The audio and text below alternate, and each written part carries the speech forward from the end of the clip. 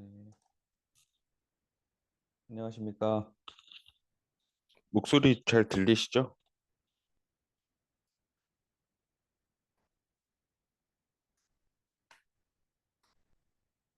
카메라, 내가 잘 안 보이네. 여기 조명이.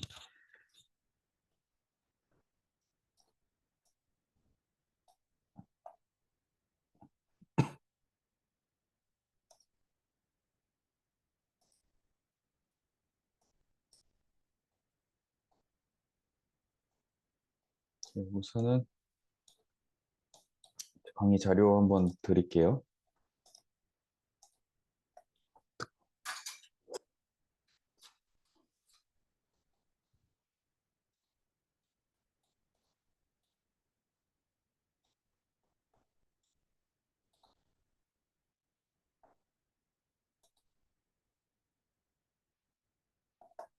카메라 켜실 수 있는 선생님들은 카메라 좀 켜주십시오.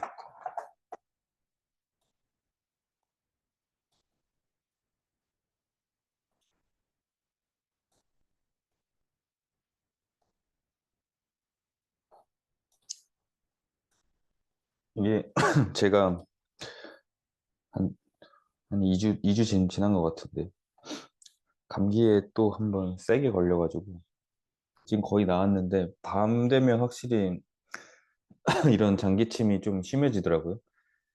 최대한 제가 기침을 안 하고 얘기를 하려고 노력을 많이 할 텐데 이게 중간중간 나올 때가 있어서 양해를 좀 부탁드리겠습니다. 화면상 네,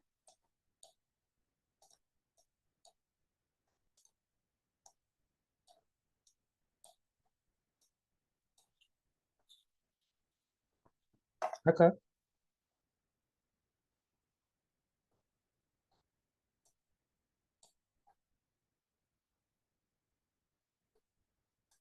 다 막 이제 퇴근하고 있는 중이라 바쁘신 것 같은데.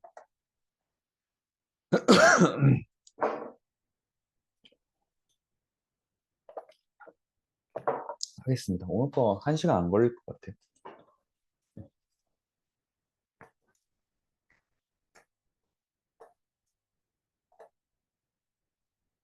강의 자료 받아보셨죠?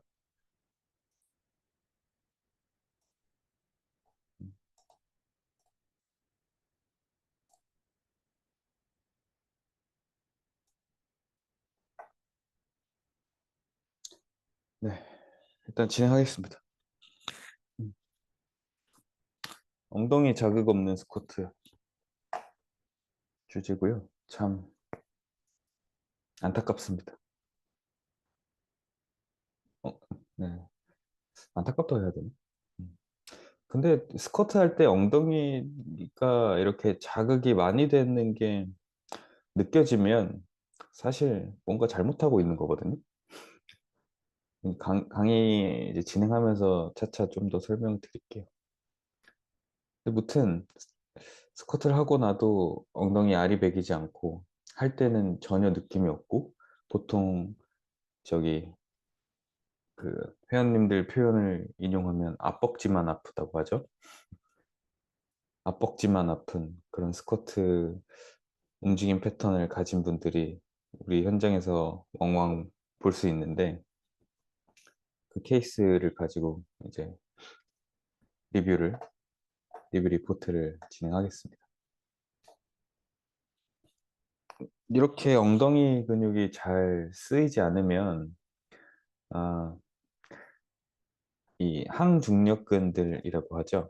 이제 기립근과 여기 지금 둔근이 표시되어 있지 않은데 둔근 오른쪽 그림으로 볼게요. 그다음에 햄스트링 얘네들이 가장 이제 대표적인 항중력근들인데 여기서 엉덩이가 잘 안 쓰이면은 그 다음으로 이 엉덩이의 역할을 대신해 줘야 하는 아이들이 기립근과 햄스트링이겠죠.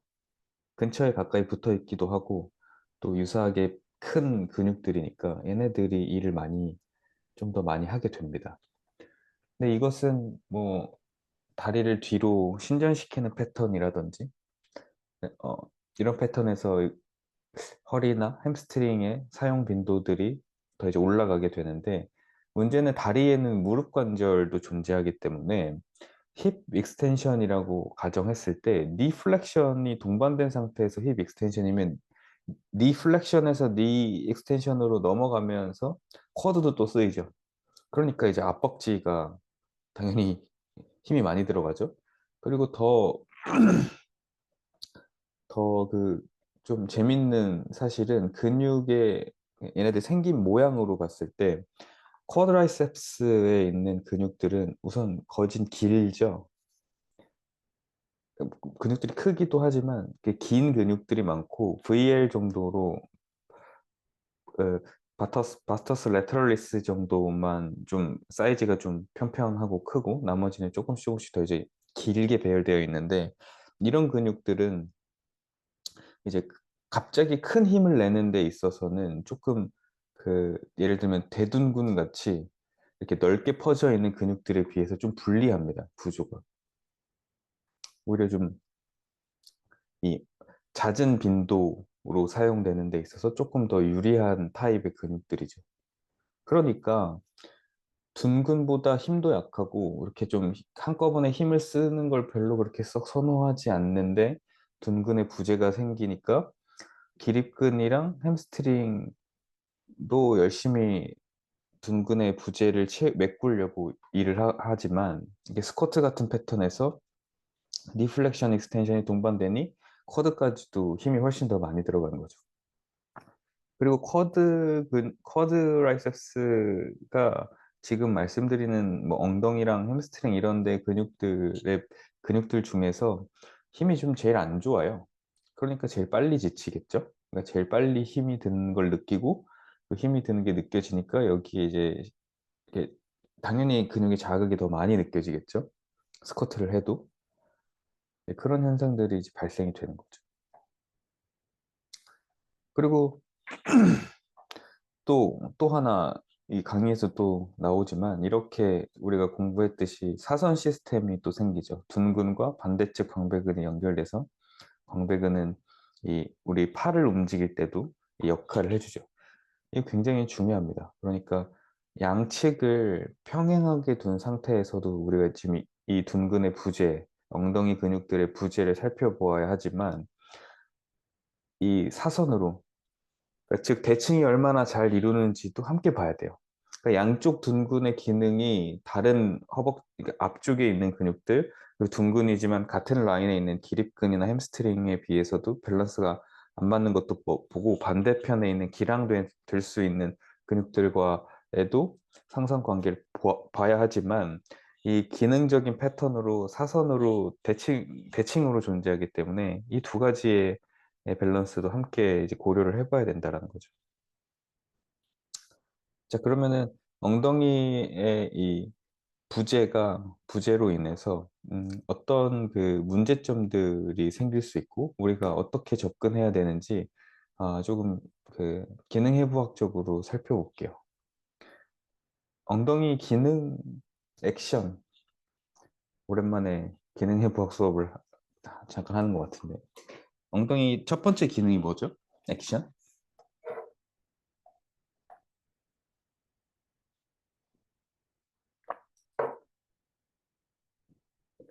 너무 쉬워서 대답 안 하는 건가?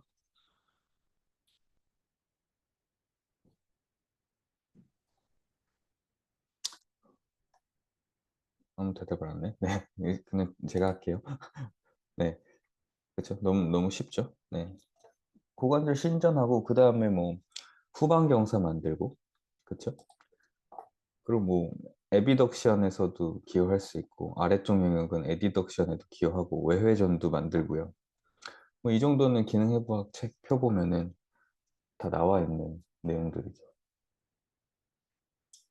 아, 근데 여기에서 엉덩이 기능을 조금 더 음, 조금 더 깊이 있게 들어가게 되면은 엉덩이 근육도 우리가 대둔근, 중둔근, 소둔근 나누지만 그 구역으로 나누는 게 아니라 이 깊이 있게 단층으로 더 깊이 들어가 보면 결국 엉덩이의 깊은 층은 이제 그로이를 트로켄터에 같이 붙어 있어서 이런 식으로 소아스 장요근과 함께 힙 조인트를 안정화시켜 주는데 굉장히 큰 기여를 하죠.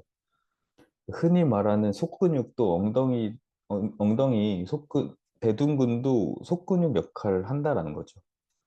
얘네들의 만약 그 역할이 잘 안 되면 어떤 현상이 발생되느냐? 여기에서 본 것처럼 지금 대둔근과 장요근의 이 밸런스가 잘 맞으면 조인트 센트레이션이라고 하죠. 관절 중심화가 잘 이루어지면서 이제 힙 익스텐션, 대둔근의 첫 번째 액션인 이 힙 익스텐션이 일어나는데 만약에 대둔근의 이 속근육들의 반응이 좋지 못해요. 그러면 대둔근 이 속근육들이 일을 못하니까 이걸 대신해 주려고 햄스트링이나 앞에 쿼드가 이렇게 움직이게 되면 이런 식으로 고관 힙 조인트에서 피머럴 헤드가 앞쪽으로 이제 밀려나가는 현상이 발생되죠. 그래서 찝히는 느낌이 난다거나 혹은 뭐 이 스냅핑, 그러니까 소리가 계속 난다거나 이런 현상들이 발생이 함께 되죠. 그리고 그걸 떠나서 오늘 우리 주제로 돌아왔을 때도 대둔근의 역할을 못하면 당연히 얘네들의 활용이 더 높아지겠죠. 대둔근의 심부에 있는 대둔근의 역할이 이 제대로 잘 수행되지 않으면. 그래서 이걸 굉장히 깊이 있게 들어가서 생각해 보면 엉덩이 자극이 안 되니까 단순히 뭐 고관절 신전시키고 후방경사 시키고 이런 운동들을 하면은 좋아지지 않을까?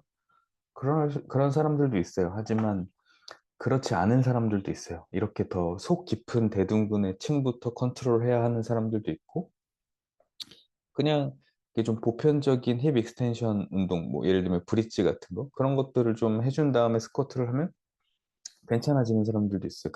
그런 사람들은 이 속 안에 있는 대둔근과 장요근의 밸런스, 그러니까 즉 코어를 어느 정도는 좀 코어가 어느 정도 정상적인 작동을 하는 상태에서 그 운동에 지금 브릿지 정도의 보강 운동 수준이 지금 딱 맞은 거고. 근데 그거보다 더 낮은 단계가 필요한 사람들은 브릿지 정도 해도 효과를 못 보는 거죠. 브릿지를 해도 허리만 아프다 그러고 햄스트링이 쥐날 것 같다 그러고. 이제 그런 이제 일들이 빈번하게 벌어지게 되는 거죠. 자, 그래서 우리가 보통 이 엉덩이가 잘 쓰이지 못한다. 뭐 이렇게 생각을 하게 되면은 골반의 전방경사, 체형에서 골반의 전방경사를 많이 떠올리게 되는데 이건 뭐 제가 한 말도 아니고요. 여기에서 보면 이게 그 샬먼 책에 나와 있는 내용 그대로 가지고 온 건데 이 마커를 보면 확실히 골반의 위치가 전방경사처럼 보이잖아요. PSIS도 ASIS도 있는데 평행에 가까운 게 아니라 ASIS가 굉장히 많이 내려가 있으니까. 하지만 이 스파인 커브 자체는 룸바의 커브 자체는 정상적이라는 거예요. 그냥 ASIS와 PSIS만 이런 위치 차이를 보이는 거지. 그러니까 즉 뼈가 이렇게 생겨서 이런 차이를 보이는 것일 뿐이지 실제로 골반의 전방 경사는 일어나지 않았다. 이제 이런 설명을 하는 것이고 그리고 이 우측에 이 많은 뉴만에 나오는 많은 케이스들을 보는데 이것보다도 사실 현장에서는 더 많이 볼 수 있고 현장에서 이렇게 좀 추론을 하긴 하지만 명확하게 이렇다라고 말하기는 좀 어렵죠. 네, 왜냐면 뭐 옷도 굉장히 많은 오차 범위를 늘리는 하나의 요인 중에 하나가 되고 그리고 기준선이 모호한 것, 땅이 지면이 수평하지 않은 것 이런 것들도 굉장히 큰 역할을 할 겁니다. 자, 그런 것들 뭐 차치하고 봤을 때 골반의 전방 경사가 이렇게 있어도 요추의 커브 각도는 다 달라요. 그리고 이도 약간은 골반이 앞으로 기울어져 있지만 여기는 요추는 거의 좀 플랫한 커브를 가지고 있죠. 그렇기 때문에 골반의 전방 경사가 있을 때 둔근의 활용이 떨어질 것이다. 그리고 골반의 전방 경사와 요추 전만이 같이 좀 동반된다. 이런 것이 완전히 틀린 말은 아닙니다. 하지만 그런 경우가 있다라는 그런 경우가 있고, 그럴 때 엉덩이 근육을 조금 이제 활성화 시켜주는 운동들이 도움이 많이 된다. 그냥 여기서 끝내야 돼요. 그냥 이건 그대로 받아들이고 그냥 하나의 공식으로 두고 보는 겁니다. 공식은 그거 이제 빨리 수학 문제에서 그걸 빨리 풀기 위한 어떤 하나의 계산식을 우리가 외우는 거잖아요. 그거 말고 사실 그 문제를 풀 수 있는 다른 방법들도 많죠. 혹은 그거보다 알고 있는 공식보다 더 빠른 방법들도 있고, 뭐 느리지만 풀 수 있는 방법은 훨씬 많은 것처럼 그냥 있는 그대로 그 정도로만 받아들이고, 현장에서는 그렇게 딱딱 책에 나오는 것처럼 딱딱 떨어지는 사람들을 거의 보기 힘듭니다.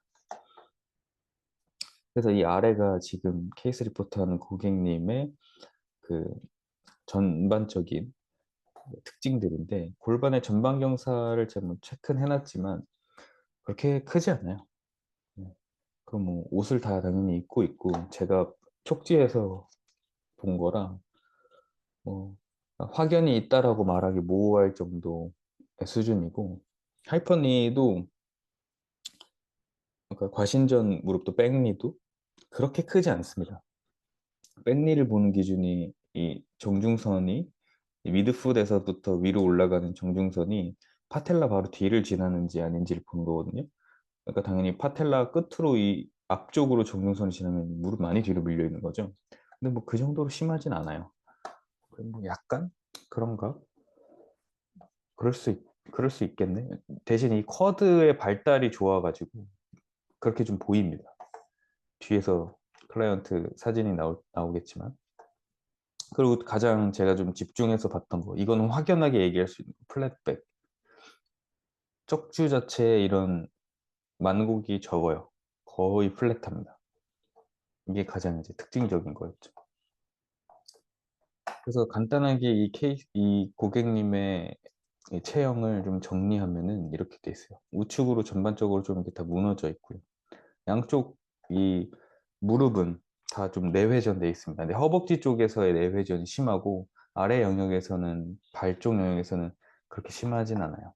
그 오른쪽 그 발에 이발전 되면서 아치가 좀 감소돼 있고, 옆면으로 봤을 때는 이런 식으로 척추가 아까 말씀드렸던 것처럼 좀 플랫하고 약간의 전방경사, 그리고 약간의 하이퍼니, 백니가 좀 있습니다.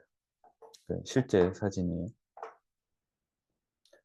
정면으로 봤을 때도 보면 이게 이제 보통 파텔라 기준에서 파텔라 중앙, 끝 중앙 부분을 기준해서 이렇게 내려오는 수직선을 그는데, 지금 제가 이 무릎이 검정색 바지여서 안 보여서 그냥 이렇게만 하이라이트를 줬는데, 오른발이 좀 더 벌어져 있죠. 이 뒷모습 보면 확실히 이게 좀 더 많이 보이죠.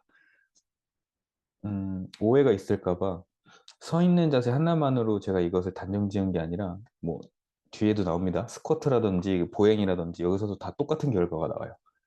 그리고 무브와 상대해서 발을 찍은 테일러스 헤드의 중립 위치를 찍은 사진에서 똑같이 나옵니다. 그렇기 때문에 이 모든 자료들을 이제 종합해서 공통적인 거죠. 지금 오른발이 이렇게 벌어져 있는 거. 그래서 지금 그냥 그 결과만 말씀드리는 거예요. 그 어깨는 우측으로 살짝 기울어져 있어요. 그래서 고개도 같이 우측으로 좀 기울어져 있죠. 정면 사진에서도 우측 공간이 많이 남고, 후면 사진에서도 우측 공간이 좀 많이 남아있죠. 그리고 무릎은 말씀드린 것처럼 정중선 이것도 안 그었는데 무릎이 잘 안 보여서. 근데 대략 이렇게 눈으로 봤을 때 그렇게 심하진 않아요. 근데 확실히 커드가 이게 좀 많이 발달한 체형처럼 보이죠.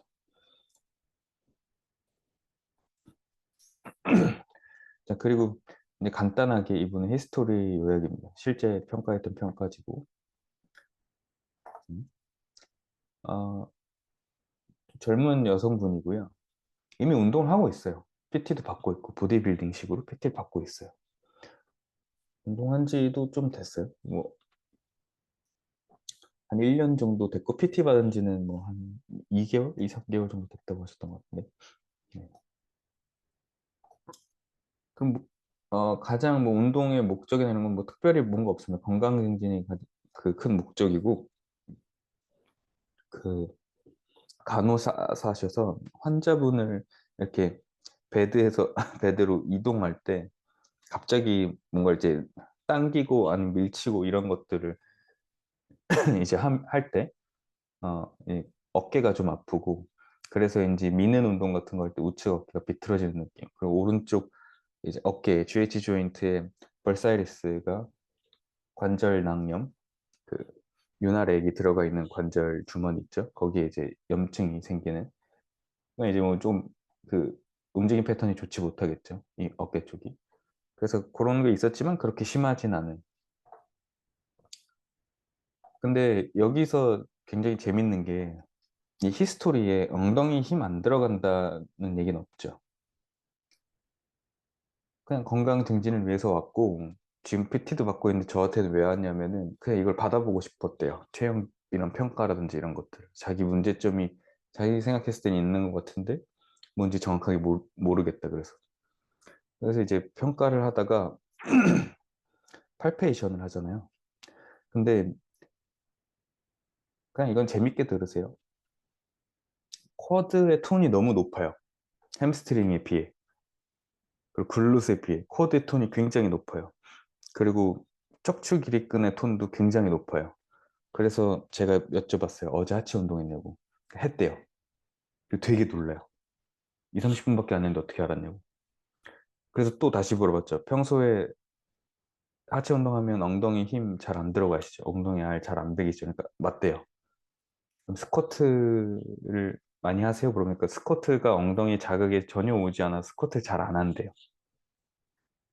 그래서 이걸 알게 된 겁니다. 그 팔페이션을 하고 이 평가하는 과정들을 통해서. 사실 움직임 패턴에서 바로 나와요. 그래서 뭐 그걸 또한 토대로 해서 그걸 당연히 기반으로 하고 제 평가하는 순서가 움직임 영상을 촬영을 먼저 하고 그 다음에 제가 팔페이션을 해서 보거든요. 그래서 이미 거기에서도 약간 미심쩍었는데 팔페이션 하니까 그, 그 의심이 조금 더 확신에 가깝지 않을까 싶어서 여쭤본 건데 딱 맞은 거죠. 잘 걸린 거죠. 얻어 걸렸어요. 잘 걸렸습니다. 그래서 이제 트레이닝이 이쪽으로 조금 더 트레이닝의 방향을 훨씬 더 빠르게 잡을 수 있었고, 어, 이 지금 엉덩이 힘이 잘 안 들어가는 이분 케이스에서 그 집중해서 평가된 내용에서 집중해서 보셔야 될 게 두 가지예요. 플랫한 척추랑 긴장도가 좀 높아요. 그리고 긴장도라 하면 전체적인 그냥 몸의 긴장도가 굉장히 높아요. 그런 분들 있죠. 좀 몸의 긴장도가 높아서 어깨라든지 뭐 목이라든지 특히 이런 분들이 머리를 이렇게 저희가 수동으로 움직여 보려고 하면은 힘을 못 뺍니다. 여기 힘을 못 빼요. 계속 뭔가 불안하고 긴장하고 혹은 스트레스를 받거나 그런 경우에 교감신경계가 그냥 계속 켜져 있는 거죠. 릴렉스가 안 돼요. 계속 이렇게 있는 거예요. 그럼 어떻게 움직이겠어요?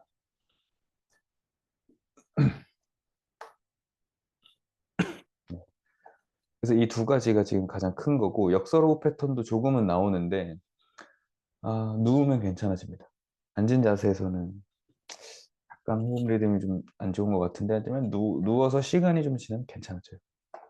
그러니까 이것 또한 긴장도 때문에 그런 거예요. 누우면 아무래도 릴렉스가 순간 좀 더 되고 시간이 좀 더 지나면은 그 릴렉스가 조금 더 길게 이어지고 더 릴렉스가 많이 될 수 있으니까 그래서 그랬던 것 같습니다. 하여튼 이게 가장 중요한 사항이었어요. 플랫한 척추랑 높은 긴장도. 그래서 운동은 이렇게 크게 세 세션으로 나눴는데 실제로 운동을 이날 이제 운동한 것을 딱 보면 두 가지로 딱 나눌 수 있어요. 발과 발목 트레이닝 한 거랑 로우바 스쿼트. 로우바 스쿼트 위주. 로우바 스쿼트 끝나고 오버헤드 프레스 조금 하고.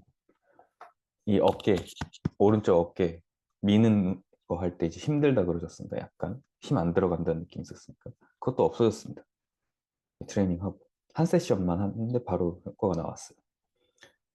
그래서 요거 집중해서 보시고 쭉 한번 다 설명해 드린 다음에 그 다음에 다시 와서 좀 디테일하게 설명해 드릴게요. 일단 전체적으로 한번 쭉 지금부터 좀 빠르게 설명하겠습니다. 이게 가장 많이 궁금하셨을 텐데 지금 이렇게 스태틱한 것만 보고 이 사람이 엉덩이 힘이 들어가는지 안 들어가는지 어떻게 합니까? 클라이언트한테 물어보는 거 말고 없잖아요. 이제 우리가 또 확인할 수 있는 건 움직임이죠. 움직임 패턴. 이거 안 끊겨야 되는데.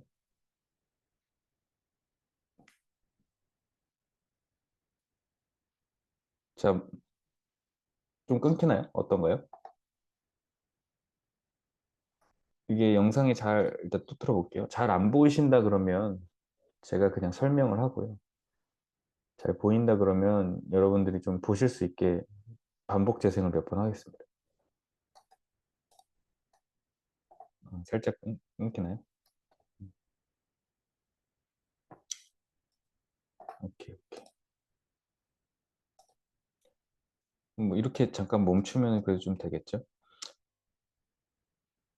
이게 플렉션 지금 포워드 밴딩 됐을 땐 괜찮아요. 이런 커브나 이런 것도 뭐 그렇게까지 나쁘진 않은데 리턴 되는 순간에 지금 우리 엉덩이를 잘 못 쓰죠. 이 얘네들의 밸런스가 지금 별로 좋지 못하잖아요. 이 순간도 사실 힙은 플렉션에서 익스텐션으로 넘어가는 순간이죠. 여기에서 이걸 잘 못 쓰면 어떤 현상이 가장 많이 일어나냐면 머리를 먼저 들어요. 허리로 일어나려고 하는 거예요. 머리를 이렇게 뒤로 제껴가지고. 그래서 좀 끊기지만 뭐 볼 수 있으면. 그래서 머리 쪽이 먼저 움직이는 이런 패턴을 많이 보입니다. 그리고 이제 스쿼트에서는 이 고관절, 그러니까 둔부 이런 데를 잘 사용하지 못하는 사람이면 못하는 사람일수록 되게 속도가 빠르거나 뚝뚝뚝뚝 끊기는 움직임 패턴이 나와요. 근데 이것은 뭐 고관절이나 엉덩이뿐만이 아니라 모든 움직임 패턴이 똑같습니다. 그 움직임 자체를 잘 만들어내지 못하는 사람일수록 이렇게 부드럽다기보다는 탁탁탁탁 끊기고 갑자기 이렇게 탁탁 튀는 듯한 아니면 너무 빠르거나 그런 움직임 패턴이 나와요. 그리고 두 번째로 여기에서도 마찬가지예요. 일어날 때 그러니까 힙이 익스텐션 되는 순간에 마찬가지로 고개를 씁니다.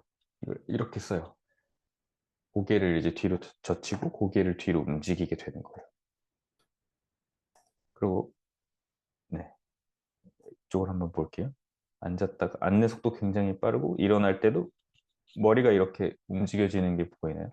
일단 내가 안 움직여야지 좀 덜 끊기겠고요.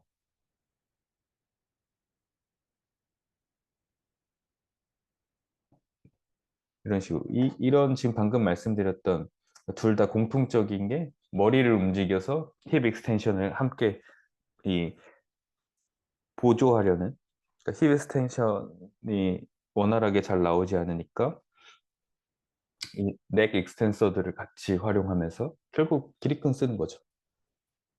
이런 패턴들이 많이 나오고 그리고 또 스쿼트에서 주의 깊게 볼게 뭐 움직임이 빠르고 이렇게 툭툭 튀는 선형적인 움직임이 곡선을 그릴 수 있는 이런 움직임이 나오는 게 아니라 툭툭 직선적인 움직임이 나오는 것 이건 공통적인 거고 스쿼트에서는 어, 이 움직임 패턴이 이렇게 고관절 우세 패턴으로 엉덩이가 뒤로 충분히 잘 빠졌다가 들어왔다 이렇게 되는 게 아니라 무릎 우세 패턴으로 상체를 꼿꼿하게 세우고 앉았다 일어났다가 반복이 돼요.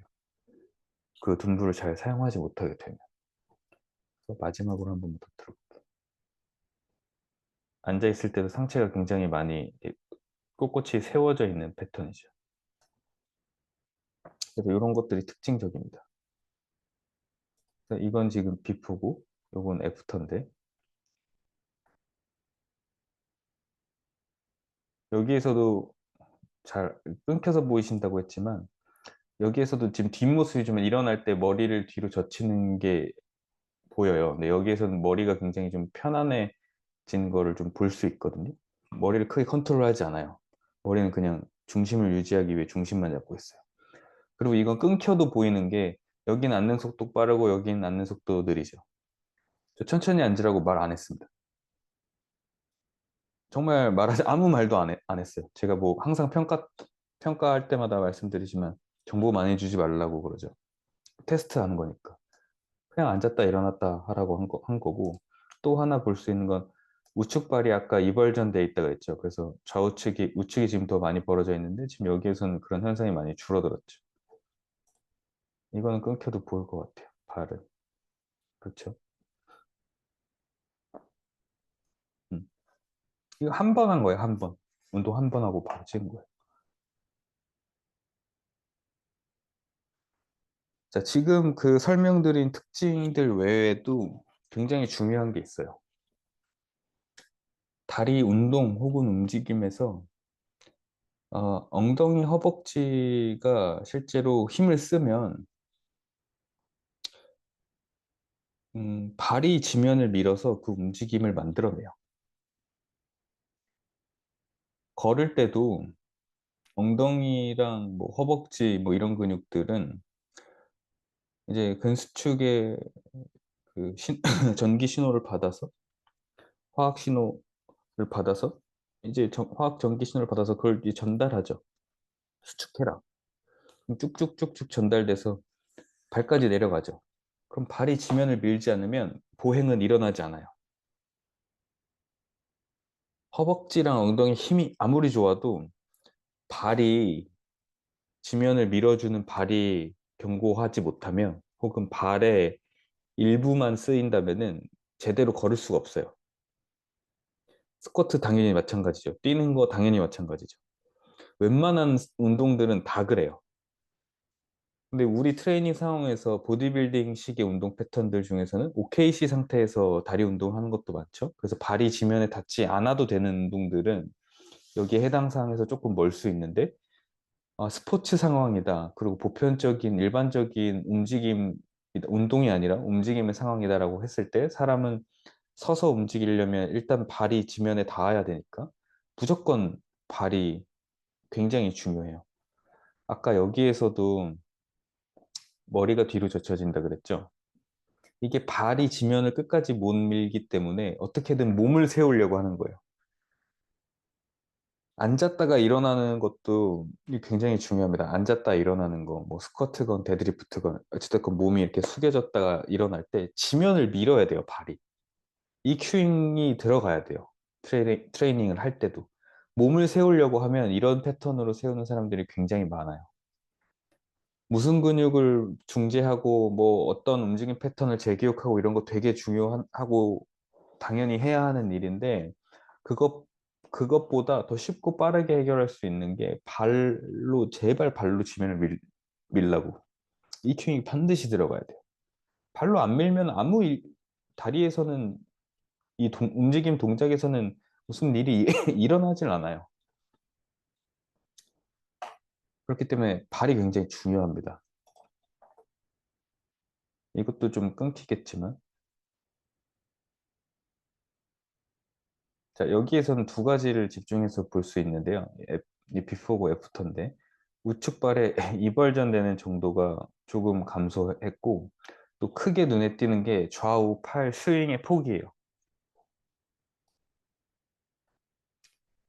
비포에서는 우측 이 팔 스윙 폭이 굉장히 크죠. 좌측에 비해. 이 애프터에서는 좀 이게 줄죠.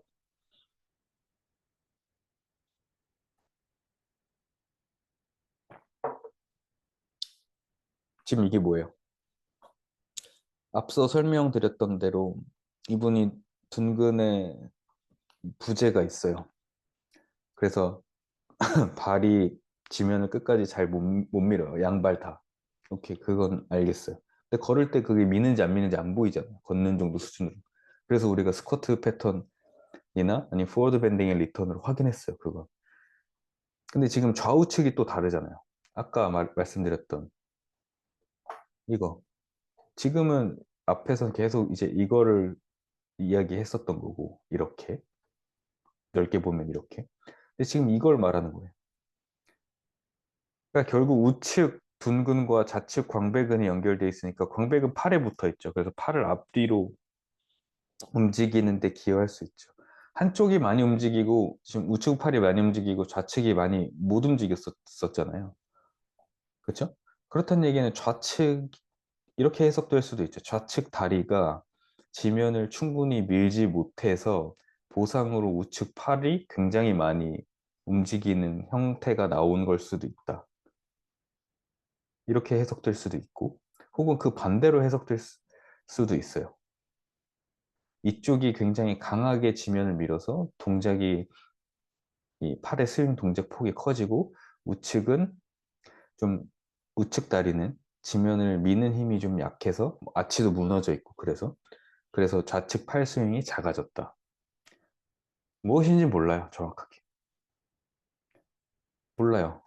뭐 알았으면 좋긴 하겠는데 이것에 목매어 있을 시간이 없어요. 우리의 목적은 이 둘의 밸런스를 일단 맞추는 거고 목표는 뭐예요? 이분의 엉덩이가 잘 활용이 되고 이런 사선 시스템의 움직임 패턴에서 균형이 맞는 거지. 이게 누가 더 많이 쓰이고 덜 쓰이고 얘네 둘 중에 누구의 문제를 찾는 게 우리의 목표가 아니에요. 그렇죠? 그러니까 여기에 너무 오랜 시간을 쓸, 이렇게 쓸 필요는 없다고 생각을 합니다. 일단 차이가 있는 건 알았잖아요. 그럼 그 빨리 개선시키면 되죠. 그래서 다시 비포 애프터를 보면 그래도 팔 스윙의 폭이 좀 맞아졌죠. 그래도 당연히 오른팔 스윙 폭이 훨씬 크긴 하지만 그래도 비포에 비하면 많이 나아졌죠. 네. 그래서 이건 아까 그 설명드렸듯이 지금 걸을 때도 스쿼트 할 때도 우측발 이벌전 그 가만히 서 있을 때도 우측발의 이벌전이 훨씬 심했고 지금 테일러 스웨드를 뉴트럴한 상태에서 이렇게 봐도 우측발이 발 전족부 에비덕션이 훨씬 심하죠. 그럼 이분 이게 이 지금 구조적인 문제에서부터 기인돼서 이 구조의 문제가 움직임 패턴에까지 영향을 미쳤으니까 적어도 우리가 알 수 있는 사실은 이게 지금 구조부터 좀 동반된 문제라 이게 완벽하게 구조가 변하지 않을 가능성이 좀 크다. 하지만 기능의 차이는 지금 한번 트레이닝하고 바로 효과를 보이는 것 같으니까 기능적인 차이는 충분히 밸런스를 맞출 수 있겠다. 하지만 구조는 맞지 않을 거다. 이렇게 결론을 낼 수 있죠. 그 이걸 그대로 클라이언트한테 전달하는 거예요.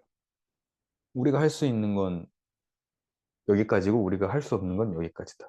근데 우리가 할 수 없는 이 구조의 변형된 문제를 꼭 고칠 필요는 없다. 다 정상 범위 안에 있는데 뭘 고쳐요? 정상 범위 안에서도 범주가 있는데 이걸 왜 이렇게 딱딱 다 맞추려고 할 필요 없잖아요. 뭐 아프지도 않고 별다른 문제도 없는데.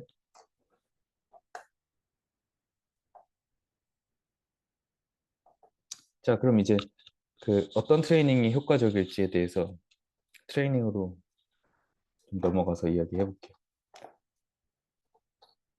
하이바 스쿼트와 로우바 스쿼트인데 이 둘에 대해서 자세히 얘기하진 않을게요. 웨이트 트레이닝 강좌에서 나중에 자세히 얘기하겠습니다. 로우바 스쿼트는 견착되는 위치가 아, 스캐퓰라 스파인 오브 스캐퓰라 견갑극 거기 아래에 견착돼요. 인프라스피네이러스 파사 있는데 견착해요. 보통 하이바는 상부 승모근 쪽에 되죠. 그리고 보편적으로 바벨을 대는데 바벨을 견착시키는 위치가 수프라스피네이러스 파사예요. 그러니까 극을 기준으로 위에 되는 게 보편적인 거, 그거보다 더 위에 되는 게 하이바. 그리고 극을 기준으로 그 아래에 되는 게 로우바. 로우바로 하게 되면 바벨이 아래에 닿으니까 지금 이게 깊이 앉아 있는 자세이긴 하지만 서 있는 상태에서도 이 인체 질량 중심과 바벨의 중심을 맞추려고 상체를 이렇게 기울이게 돼요. 상체 각이 이렇게 커져요. 그냥 서 있어도 무게 중심을 맞추려고 쉽게 얘기하면.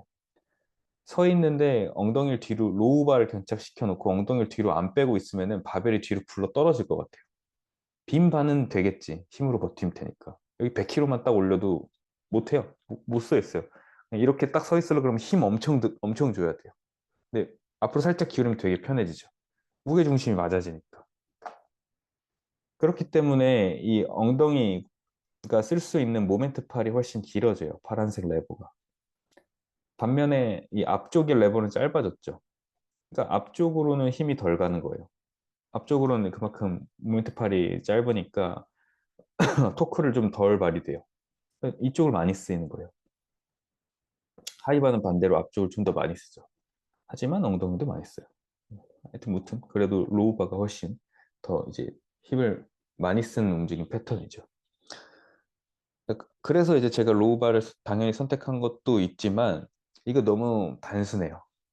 이렇게 로우바 스쿼트가 바로 선택되어서는 안 돼요.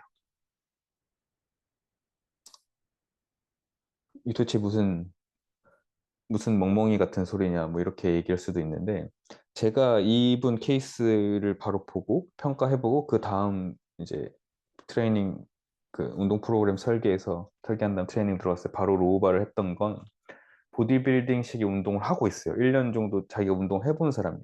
스쿼트의 경험이 있어요. 로우바가 뭔지는 알아요. 그리고 보디빌딩식의 운동을 했으니까 근육량이 있고 근력이 있어요. 바벨을 다룰 수는 있어요. 그러니까 한 거예요. 저 사람이니까 된 거예요. 운동 경험이 없는 사람, 로우바를 올려놓으면 어떤 일이 생기냐면, 앉는 건 고사하고 서서 자세를 유지할 수도 없고요. 로우바 같은 경우는 바벨이 더 아래에 견착되니까 흉추나 어깨에 더 많은 가동성이 필요해요. 단순히 유연하다고 해서 되는 게 아니에요. 이렇게 가슴을 쫙 열어 젖힌 채로 견고한 등과 코어로 이 바벨의 무게를 일단 견뎌야 돼요. 20kg 바벨의 무게도 못 견디는데 무슨 앉았다 일어났다를 하고 무게를 더 꼽아요. 못해요. 그 레벨에 안 맞는 거예요. 그런 사람이 엉덩이 힘 안 들어간다고 해서 로우바 스쿼트 바로 시키면은 이게 되겠냐고요. 허리 나가지. 안 그래도 허리로 다 들어제끼는 사람인데 바로 로우바 들어가면 허리 나가죠. 아니 무릎이 다치거나 아니면 아예 이게 수행이 당연히 안 되겠죠.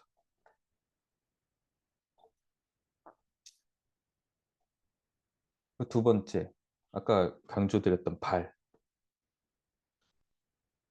발은 크게 두 가지로 나뉘잖아요. 내재근과 외재근. 내재근은 발가락, 아까 흔히 말하길 발가락을 움직이는 근육들, 발바닥에 붙어 있는 근육들. 외재근도 발바닥에 붙어 있죠. 대신 얘네들은 발목을 지나가죠. 그래서 발목 움직임에도 관장을 많이 하죠. 그래서 발가락을 움직이면서 발바닥 트레이닝, 감각 트레이닝을 한 거예요. 아니, 여기 지금 보이는 식으로 엄지발가락을 올리고 반대로 엄지를 내리고 네 개를 올리고 뭐 이런 식으로도 하고 5개 다 올리고 새끼발가락부터 이렇게 떨어뜨리기도 하고요. 5개 다 올리고 새끼, 엄지, 중간 3개 뭐 이렇게 내리기도 하고 뭐 엄지, 새끼, 중간 3개 이렇게 내리기도 하고 뭐 이런 식으로 컨트롤해요. 그러면서 발가락을 컨트롤하면서 발바닥에 있는 근육들을 활성화도 시키고 그리고 이때도 좀 뭐 디테일하게 들어가자면 MTP들을 누르는 그 발에도 우리 코어가 있죠. 발 삼각대라고 불리는 MTP들 엄지랑 새끼 그리고 뒤꿈치 중앙 이런 데들의 컨트롤되는 컨트롤이란 표현도 맞는데 개인적으로는 이런 데가 지면에 잘 닿는 감각을 느끼게 해주는 거예요. 발가락 이런 운동들을 통해서 내재근 운동들을 통해서 그리고 그 후에는 어떤 운동을 대표적으로 많이 했냐면 그렇게 어려운 거 안 했어요. 이거 했어요. 카프레이즈 했어요. 카프레이즈인데 카프레이즈 중에서도 중요한 게 지금 이거 너무 이쁘게 올라가죠. 뒤꿈치가 곧게 올라가야 돼요. 올라갈 때 엄지 쪽 MTP도 떨어지지 않고 새끼 쪽 MTP가 밸런스가 잘 맞아야 돼요. 둘이 딱 균등하게 맞아서 뒤꿈치 싹 올라가고 그리고 이제 강조한 건 여기서 한 발을 떼라 그래요. 그 천천히 이센트릭 컨트랙션 하면서 한 5초 동안 내려오라 그래요. 이거 조절하는 거예요. 발목에 힘이 없고 발 내재근과 외재근의 밸런스가 안 맞으면 툭 떨어지죠. 아니, 양발로 카프레이즈 막 이렇게 반동 주면서 아킬레스건에 반동 주면서 아킬레스건 탄성으로 100kg로 막 20개씩 하면 뭐 하냐고요. 내 몸으로 내 체중 가지고 내 뒤꿈치 올린 다음에 한 발로 버티고 그 5초 동안 이거 내려오질 못하는데. 감각이 떨어지는 거예요. 근력이 없는 게 아니라. 발로 미는 느낌 모르는 거예요. 그냥 카프레이즈 막 100kg, 100 몇십 킬로로 막 한 건 그냥 아킬레스건 탄성이랑 그냥 종아리를 움직이려고 한 거지 발로 그걸 민 게 아니에요. 종아리 힘들어 오네? 이걸 느끼면서 한 거지. 발로 민 게 아니에요. 그래서 이걸 통해서도 당연히 발로 지면을 미는 느낌과 발이 지면에 잘 닿아 있는 듯한 그런 느낌들을 충분히 느낄 수 있죠. 그리고 가볍게 뛰는 운동. 뛰는 패턴들은 제가 예전에 강의 때도 종종 보여드렸지만 제가 뭐 사용하는 몇몇 패턴들이 있죠. 뭐 한 발로 중심을 잡게 한다거나 아니면 그 러닝 웜업, 러너들 웜업이나 러너들 보강 운동 같은 거 할 때 뭐 많이 쓰는 패턴들인데 그런 식의 패턴들, 그런 가벼운 플라이어 매트릭스를 진행을 한 거죠. 그러니까 발목 위주로 지면을 밀고 지면에서 뛰는 훈련을 짧게 한 겁니다. 웜업 정도 수준으로. 그리고 그 이후에는 이제 로우 바 스쿼트를 한 거예요. 네, 아까 말씀드렸던 것처럼 2분이니까 바로 로우 바 스쿼트를 들어간 건데 만약에 로우 바 스쿼트가 안 돼요. 그럼 그 전 단계로 이걸 낮춰야 되죠. 그리고 뛰는 게 아직 위험한 분이면은 여기까지만 나가는 거예요. 아직 이센트릭 컨트랙션으로 뒤꿈치를 내리면서 이 조절도 잘 안 되는 사람한테 갑자기 막 높은 수준의 뛰는 훈련에 부하가 많아지면 발목 다쳐요. 못 견뎌요. 근육이고 뭐 힘줄이고 결국 조직들은 그 정도 스트레스를 견뎌본 적이 없기 때문에 못 견뎌요. 못 견딥니다. 이센트릭 컨트랙션으로 내려오는 힘 없으면은 그 사람이 만약에 100kg로 카프레이즈를 했다 그래도 조금씩 뛰면서 움직이잖아요. 그러고 나서 다음날 되면 발목 아프다 그럴 수 있어요. 발목 전체적으로 욱신욱신 거린다. 조직 스트레스를 그만큼 받아본 적이 없어요.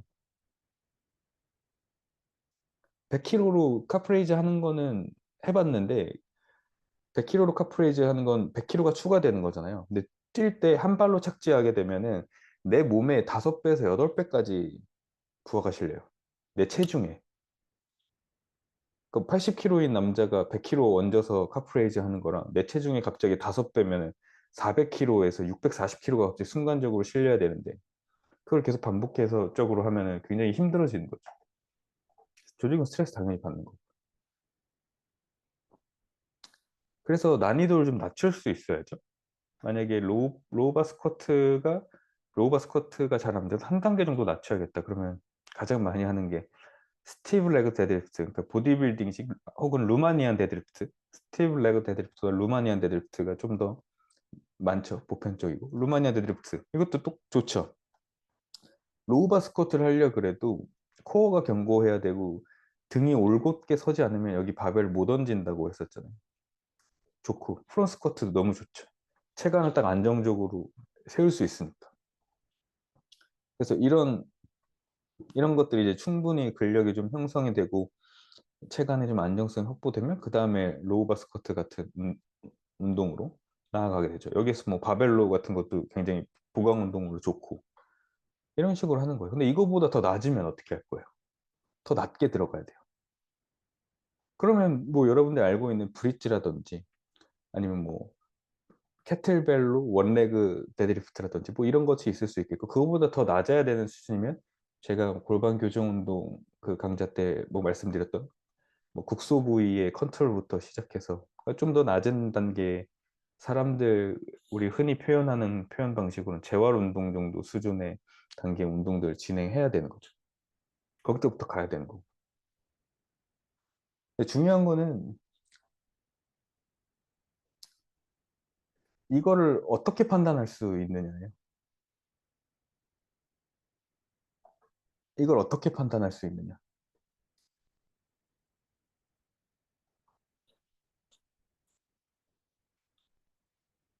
언제 누구는 로우바 스쿼트를 시키고 누구한테는 재활 운동 정도 수준을 시키고 누구한테는 브릿지 정도의 강도를 시키고 어떻게 무슨 기준으로 할 거니? 그래서 좀 그냥 좀 진지하지만 대놓고 이번 강좌 또 홍보 한 번만 하면 그 정적, 동적 평가 뭐 이런 평가들이 기준이 되는 거예요. 이 평가들을 통해서 이 사람의 퍼포먼스 수준을 알 수 있고, 그리고 방금 계속 보셨던 것처럼 이 사람의 움직임 패턴 중에서 무엇을 넣어줘야 할지, 무엇을 빼내야 할지, 이것을 컨트롤하고 조절할 수 있는 거죠. 우리의 무기는 굉장히 많아야 돼요. 필라테스 정도 수준의 운동도 할 수 있어야 되고, 뭐 스트렝스 트레이닝처럼 좀 무거운 무게를 다룰 수 있는 운동도 할 수 있어야 되고, 빨리 뛸 수도 있어야 되고, 오래 뛸 수도 있어야 되고, 우리는 굉장히 많은 무기들을 가지고 있다가 클라이언트가 오면 이 사람한테 무엇이 필요한지를 선택해서 그걸 제공하는 거지. 그렇게 돼야죠. 그걸 하려면 평가를 해서 기준이라는 것이 생겨야 되는데, 그래서 지금 이번 강의하는 게 그 평가와 기준을 만들어 줄 수 있는 굉장히 좋은 강의. 제가 많은 강의를 하고 아이엠바디에서 많은 강의를 했지만 이 강의를 가장 많이 하고, 이 강의를 개인적으로는 좀 많이 애착이 가고 많이 알려줬으면 좋겠어요. 이 강의를 똑같이, 이 강의에 있는 툴을 똑같이 따라 하시면 저야 너무 좋죠. 그럼 제가 아마 스카우트 하려고 할 거예요. 저희 센터에서 같이 일하자고. 똑같이 안 해도 돼요. 여기서 선생님들 입맛에 맞게, 선생님들 현장에 맞게 몇 가지 적용하고, 아니면 다른 평가 툴도 많죠. 그걸 섞어서 쓰셔도 돼요. 제발 이걸 했으면 좋겠어요. 그래서 제발 우리 시장의 퀄리티가 좀 올라갔으면 좋겠어요. 아니, 계속 옆에서 숫자만 세주고 언제까지 가격 떨어뜨리면서 PT 가격은 그렇게 계속 떨어뜨려서 가격 경쟁할 거예요. 근데 이 얘기를 거의 10년 넘게 강의하면서 계속 하고 있는 것 같아요. 언제까지 그럴 거예요? 언제까지? 제가 올해로 14년 차인데 PT 가격은 비슷해요. 퍼스널 트레이너가 14년 차인데 14년 전이랑 지금이랑 그렇게 큰 차이가 없어요. 물가 상승률을 고려하면 너무 안 올라가요. 저는 지금 서울에서 운영하고 있지만 아직도 옆에 PT샵들은 5만 원, 단가 5만 원대로 홍보하고 실제로 가보면 그거보다 더 낮은 데들도 있어요. 언제까지 그럴 거냐. 우리가 우리 스스로의 퀄리티를 더 높여야죠. 퍼스널 트레이너 이거 아무나 하는 거 아니다. 자부심이 좀 있어야죠.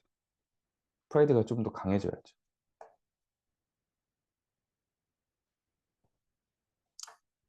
그래서 이번에는 단순히 평가하는 방법만 하는 게 아니라 이걸 제가 하는 것처럼 분석하고 프로그램 설계하는 것까지 굉장히 디테일하게 들어갈 거예요. 그 전에 지난 기수에 들으셨던 선생님들이 이제 좀 한 두세 명씩 조를 이루면 그 조장으로 활동하시면서 해주실 거고, 실제로 지금 들어오신지 모르겠는데 저기 제너럴 무브먼트 일산에서 운영하는 김종민 대표님이 이 강좌 들으시고 이거 그대로 이제 써서 벤치마킹해서 지금 센터 운영하고 계셔서, 실제로 지금 센터도 제가 알고 있기로 그래도 굉장히 잘 되고 있고, 정말 현장에서 이걸 쓰는 사람이 같이 함께, 뭐 저도 마찬가지고요. 같이 함께 해주니까 분명히 훨씬 이해도 빠르고 여러분들이 바로 적용하는 데 있어서도 도움이 많이 될 겁니다. 네. 그래서 뭐 일정은 이렇게 되고, 이건 뭐 저희 오픈톡방이나 뭐 제 인스타나 보면 바로 다 올라가 있으니까. 그래서 온라인 이때는 평가하는 방법 알려드려요.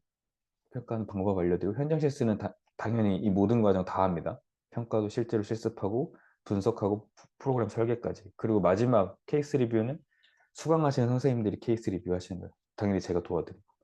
이렇게 구성됩니다. 당연히 온라인 강좌는 녹화본 한 달 이제 제공되고요. 제가 잠깐 홍보를 했는데 결국 제가 그 하고 싶은 얘기가 앞에서도 말씀드렸지만 기준이 있어야 한다는 것이고, 그리고 그 기준이 세워졌으면 어떤 운동을 적용할 때, 예를 들면 이런 거예요. 엉덩이 자극이 잘 되는 힙 스러스터나 뭐 이런 힙 에비덕션 혹은 에디덕션 머신들 하면 엉덩이 수축 잘 되잖아요. 근데 이거를 막 열심히 하다가 스쿼트를 했는데 되는 사람도 있어요. 갑자기 스쿼트 했는데 엉덩이 힘 잘 들어오네? 그럼 그 사람은 이 정도 수준이 맞은 거예요. 근데 이거 했는데 스쿼트를 하면 안 되는 사람도 있죠. 그게 전이가 잘 안 된 거예요. 이 운동을 통해서 스쿼트라는, 그러니까 국소적인 이 운동을 통해서 스쿼트라는 보다 기능적인 다관절을 사용해서 써야 하는 이런 움직임까지 이 국소적인 운동 효과가 전이되길 기대한 거예요. 우리는 보통 다 그렇게 트레이닝해요. 예측할 수 없어요, 결과를. 그걸 기대한 것뿐이에요. 근데 안 된 거예요. 그럼 뭔가 바꿔야죠. 기능적이고 국소적인 걸 선택하는 게 아니라 둘 중에 어떤 운동이 지금 이 사람한테 더 맞을지, 어떤 레벨의 운동이 어떤 운동이 아니라 어떤 레벨의 운동이 맞을지, 기능적인지 국소적인지는 별로 안 중요해요. 어떤 레벨의 운동이 맞을지를 결정해야 돼요. 그리고 그 운동이 어떻게 잘 전이될 수 있을지를 결정해야 됩니다. 그래서 벌서스는 없어져야 돼요. 엔드여야 돼요. 아니면 5월이거나 둘을 경쟁시키면 안 돼요. 재활 운동도 똑같아요. 제가 단계를 낮추다 보면은 아까 처음에 그 대둔근 이론 설명할 때 뼈에 붙어 있잖아요. 그럼 깊은 대둔근부터 쭉 해야지. 그것도 안 되면 코어부터 해야지. 얼마나 국소적이에요. 그럼 그것들을 통해서 브릿지 정도가 될 수 있게. 그것보다는 그런 운동보다는 브릿지가 훨씬 기능적이죠. 그럼 브릿지 되네? 그럼 서서 하는 이런 그 가벼운 정도 무게를 들고 캐틀벨 데드리프트나 캐틀벨 원레그 데드리프트 이런 거 되나? 되네. 그렇게 넘어가는 거예요. 기대하는 거죠, 전이. 안 되면 다시 생각해야죠. 다시 강조하지만 벌서스가 아니라 5월. 둘 뭐 안 중요해요. 레벨이 중요해요. 어떤 레벨, 어떤 상황에 맞게 선택되는지 또 그게 잘 전이 되는지를 체크하는 거까지 너무 중요한 거죠.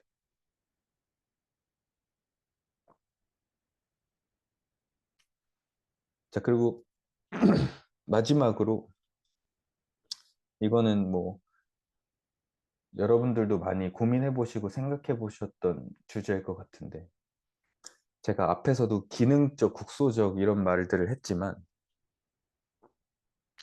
어, 사람들이 특히 그냥 우리의 사상 자체가 이분법으로 뭔가를 나누기를 좋아해요. 이미 종교적인 것부터 해서 역사적으로 이미 너무 뭔가를 나누고 이게 나누면서 살았어요. 지금 여기 제가 꾸며놓은 것처럼 흑과 백처럼 짜장이나 짬뽕이냐 이런 것처럼 계속 뭔가를 둘을 나누고 계속해서 쪼개는 걸 좋아해요.